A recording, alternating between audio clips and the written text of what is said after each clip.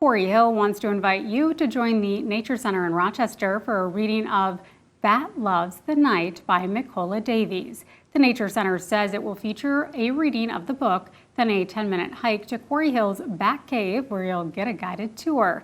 This event is scheduled to take place on November 3rd at 6 and 7 p.m.